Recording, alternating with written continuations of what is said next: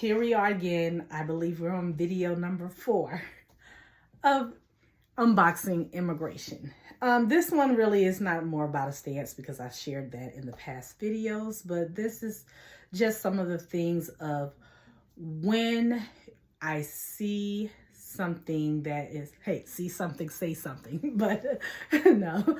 But when you see things failing somewhere else, unless if you're gonna try that, try something different, maybe a different approach, if you believe that that's something that can work. However, but if you see it failing, why do you want to bring those policies here? If I see something successful, then I probably would like to implement things like that.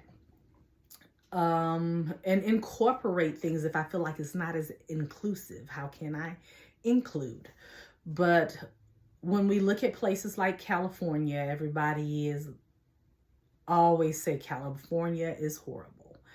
We go to New York. New York Mayor Eric Adams has had a problem where he said there's a broken national immigration system, which is costing them, which will cost them $12 billion by the summer of 2025, and that's for New York City. For the entire city's annual budget, it will end up coming out to $107 billion.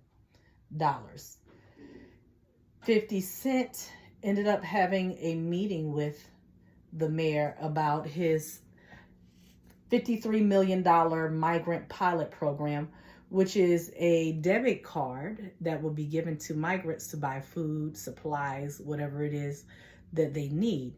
And 50 Cent's issue, because he ended up talking to Mayor Eric Adams, understood where he was coming from, and just turned to the governor to tell her that it's not coming out of his paycheck. It should not be put, the burden should not be put on the taxpayers to raise their taxes to have to pay for these debit cards.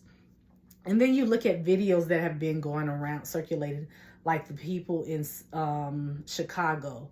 Black communities are feeling a little frustrated, and understandably so, because first off, you've heard them say about reparations, give us a little hand up, not handout, but hand up in some things that we're struggling with and ended up homeless, but you're giving away free money and debit cards. I believe it again what that also was done during the Obama administration, of giving away all of these debit cards over the issues that we have going on here right now. So it is becoming an issue because everyone is flooding here. And we can always say that, oh, but it's inhumanitarian. We need to do this. We are a country of immigrants. So is every place else. And every place else also has rules and guidelines to become citizens there. They have rules and guidelines of accepting asylees. And when they're not just letting people come into their countries willy-nilly, and that's like, we might as well not have a front door. Might as well not have a door. Reason for having that front door and your windows is for a form of protection. Nobody can't just walk in and take your stuff or abuse you and your family and take over.